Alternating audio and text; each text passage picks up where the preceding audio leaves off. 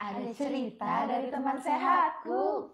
Hari ini kita mau bacain lagi cerita dari teman sehatku. Tapi karena hari ini spesial Hari Kartini, jadi kita berkebaya. Jadi gini, ada cerita yang masuk ke email Minko. Dia tuh nyeritain tentang masalah kesehatannya. Ceritanya aku langsung bacain aja ya. Hai Min, aku mau cerita sedikit tentang masalah kesehatan yang aku derita kurang lebih selama 10 tahun ini. Sebelumnya, kenalin aku Risha, tapi panggil aja aku Ica. Aku baru 23 tahun. Aku mau cerita tentang perjalanan aku sebagai penderita PCOS. Jadi, awalnya haid aku emang berantakan banget. Bisa setahun 2-4 kali aja haidnya. Haidnya tuh udah kacau dari awal pertama kali aku dapet. Dan aku anggap itu wajar karena mamahku juga dulunya haidnya tuh gak lancar tiap bulan. Siklus haid ini berlangsung sampai sekarang aku udah mau selesai kuliah. Nah, sekarang ini jerawat tiba-tiba makin parah numbuhnya. Sampai akhirnya mutusin buat berobat ke dokter spesialis kulit.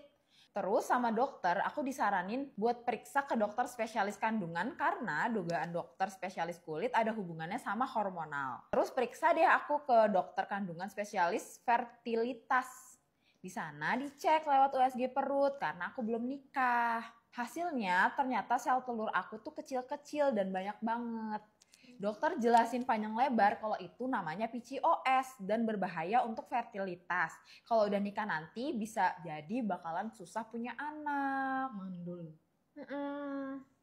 Bisa ke arah ke sana, tapi PCOS nggak selalu menyebabkan itu kok. Mungkin bukan mandul sih Kak, tapi kayak proses untuk mendapatkan janinnya lebih susah kali ya. Iya, karena kan Kalau mandul sel kan telurnya kayak- kecil-kecil itu loh. Lanjut ya.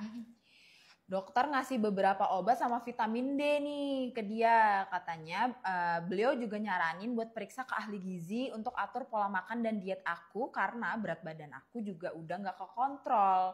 Akhirnya coba ikutin saran dokter dan ahli gizi yang nyaranin buat kurangin segala macam karbohidrat yang simple kayak nasi putih, segala macam tepung, gula, junk food, dan makanan berlemak. Tapi rasanya berat banget karena makanan-makanan itu tuh makanan favorit aku yang dilarang sama dokter. Toh dalam waktu dekat juga aku gak bakalan nikah dan belum ada rencana menikah. Tapi akhir-akhir ini aku kepikiran kalau nanti aku nikah dan susah punya anak gimana. Jadi lebih sering overthinking karena aku takut disalahin karena gak bisa kasih keturunan. Aku tetap minum obat dan vitamin yang dari dokter kasih. Cuma gak ogah-ogahan nih buat jalanin dietnya karena udah kebayang bakal nyiksa banget buat aku yang hobinya makan. Menurut Minko, aku harus gimana? Boleh banget kasih saran biar aku semangat dietnya. Makasih banyak ya Minko udah mau dengerin curhatan aku. Gitu katanya. Si Ica ini menderita PCOS. Jadi bener sih PCOS itu bisa menjadi salah satu hal yang mengurangi produktivitas perempuan jadi berkurang gitu loh. Jadi karena dia kan PCOS itu kan haidnya itu nggak teratur. Jadi kayak si Risha ini haidnya tuh dalam setahun cuma 2-4 kali aja. Itu sedikit banget. Padahal kan seharusnya siklus menstruasi itu kan 1 bulan sekali gitu. 4 bulan sekali ya. Bisa jadi, bisa jadi.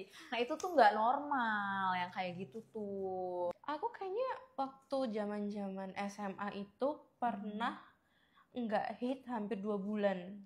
Oh, tapi kamu periksa nggak? Enggak, tapi kayak itu cuma jarang sih. Biasanya kalau kayak masih telat 1 minggu 2 minggu aku kayak masih oh ya udah mungkin pola makanku nggak bener atau aku lagi stres.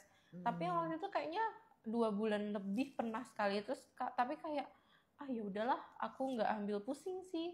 Nih Risha, aku ngasih dari pengalaman sepupu aku ya. Sepupu aku kebetulan juga punya PCOS. Kebetulan dia juga baru menikah. Dia juga ngalamin yang namanya siklus haid itu nggak teratur. Bahkan kadang 3, 5, 6 bulan nggak haid kayak kamu gini. Nah sebenarnya dia juga awalnya agak takut. Dia juga akhirnya berobat ke dokter kayak kamu. Terus disaranin untuk konsumsi obat untuk nambahin hormon. Terus abis itu juga konsumsi vitamin D. Habis itu minum asam folat juga setahu aku. Dan ubah pola makan dan juga pola hidup. Terus dia nikah nih sekarang. Nikahnya tuh baru tahun lalu. Sekarang sudah hamil. Jadi kamu gak perlu khawatir. PCOS itu emang nggak bisa disembuhkan, tapi dia bisa dikurangi gejalanya. Kamu konsumsi obat-obatan dari dokter yang udah dikasih ke kamu, secara rutin dan kamu juga konsumsi vitamin yang bisa menunjang hormon kamu kayak vitamin D, asam folat dan lain sebagainya, itu harus kamu minum rutin supaya hormon kamu tetap stabil. Terus kamu juga tetap jaga pola makan tuh, ikutin sesuai ahli gizi yang kamu udah coba bertanya ke beliau, terus kayak pola makannya dari segala macam diet. Diet itu nggak selalu tentang ngurusin badan kan Iya ya? betul. Untuk menyehatkan juga sih ya. Betul. Soalnya aku juga gitu kayak pernah nih pola makan aku lagi kacau banget, terus makanannya tuh sembarangan banget. Waktu haid itu aku bener-bener yang 2 hari itu sampai tumbang gitu loh, yang sakit sampai melilit banget. Itu emang terus kayak aku lihat ke belakang tuh kayak ya sih makanku lagi kacau, jam makannya kacau, terus makannya kotor, berminyak, pedes gitu-gitu sih.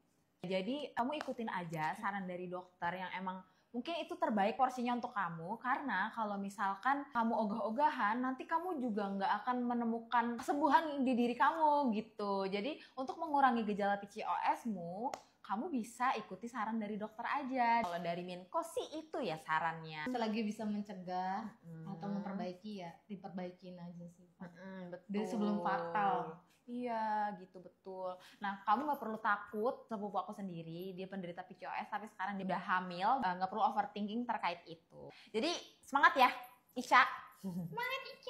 Jangan patah semangat, tetap Ikutin Saran dokter. Betul. Jaga pola makan dan jangan lupa minum ingat vitamin. diet itu bukan tentang ngurusin badan, tapi itu emang ngatur pola hidup yang sehat. Jangan lupa olahraga. Healthy lifestyle. Iya, Yes baik. betul. Pokoknya makannya real food, jangan junk food. Ya. Oke? Semangat Ica. Semangat, Ica. Dadah. Dadah.